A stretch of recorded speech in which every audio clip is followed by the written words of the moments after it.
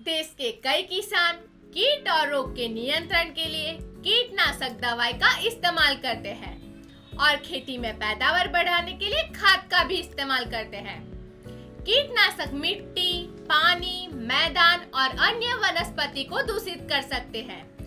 कीड़ों या खरपतवारों को मारने के अलावा कीटनाशक पक्षियों, मछलियों, लाभकारी कीड़ों और पौधों सहित कई अन्य जीवों के लिए हानिकारक हो सकते हैं।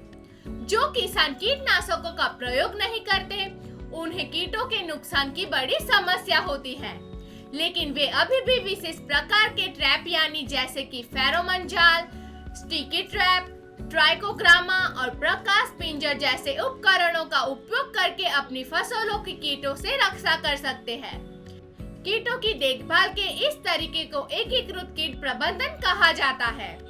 ये एकीकृत कीट प्रबंधन से फल वर्गीय फसल, सब्जी वर्गीय फसल जिसमें फल मक्खी और इल्ली का प्रकोप रहता है, उसको अच्छे से नियंत्रित किया जा सकता है।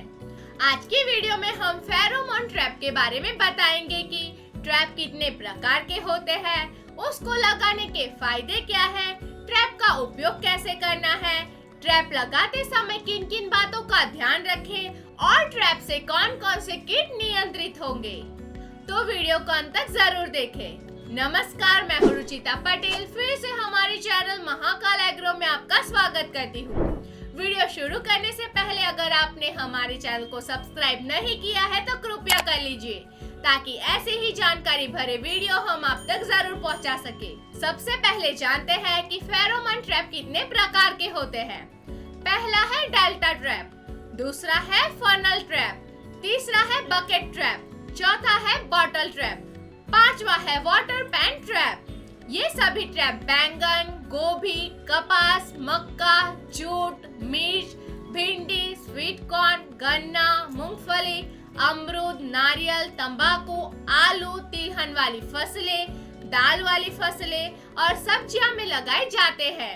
ये तो हो गई ट्रैप की जानकारी। अब बात करते हैं कि ट्रैप में लगाने के लिए ल्यूर कितने प्रकार की आती है। टूटा एब्सोल्यूटा ल्यूर, ये ल्यूर टमाटर में लीफ माइनर के पतंग नियंत्रण के लिए इस्तेमाल होता है।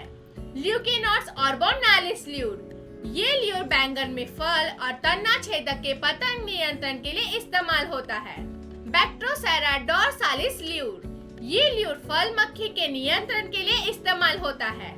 बैक्ट्रोसेरा कुकुरबिटेल ल्यूर, उसको मेलन फ्रूट फ्लाई भी बोलते हैं। ये ल्यूर बैल वर्गीय फसल में फल मक्खी नियंत्रण के लिए इस्तेमाल होता है।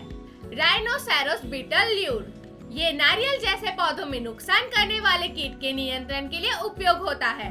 पैक्टिनोफोरा गॉसिपिएला ल्यूर, ये ल्यूर कपास की फसल में गुलाबी सुंडी के पतंग नियंत्रण के लिए इस्तेमाल होता है। प्लूटेला जाइलोस्टेला ल्यूर, ये ल्यूर गोभी की फसल में डायमंड बैक मॉथ के पतंग के नियंत्रण के लिए इस्तेमाल होता है। राइनकोफोरस फेरुजिनियस ल्यूर, ये ल्यूर रेड पाम वीविल के नियंत्रण के लिए इस्तेमाल होता है। ये फेरोमोन ट्रैप का उपयोग कैसे कर सकते हैं, आइए जानते हैं।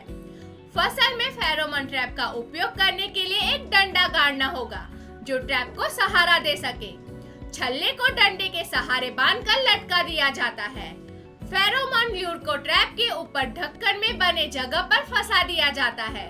फेरोमोन ट्रैप से कीटों को एकत्रित करने के लिए एक थैली दी जाती है, जिसे छल्ले में अच्छे से लगाकर इसके निचले सिरे को डंडे के सहारे एक छोर पर बांध दिया जाता है।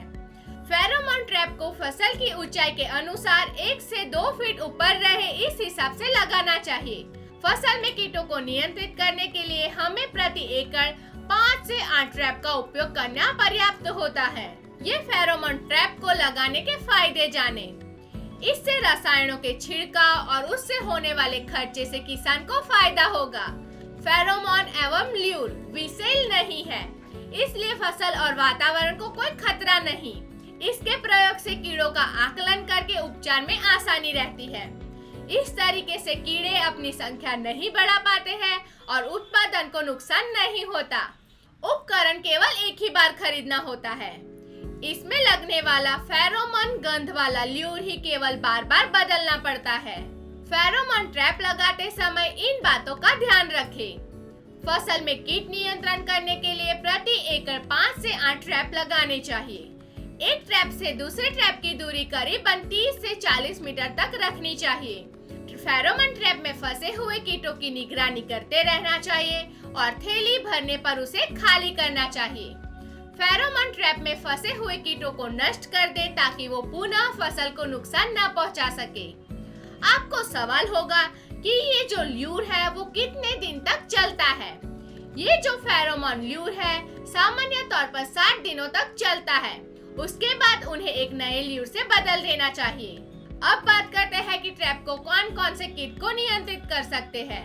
Leaf miner, fruit fly, pink ball worm, पत्ती खाने वाली इल्ली, फल छेदक इल्ली, तंबाकू इल्ली, फॉल आर्मी वर्म, तना छेदक इल्ली, डायमंड ब्लैक मॉथ, भूरे धब्बे वाली इल्ली आदि कीटों को नियंत्रित कर सकते हैं।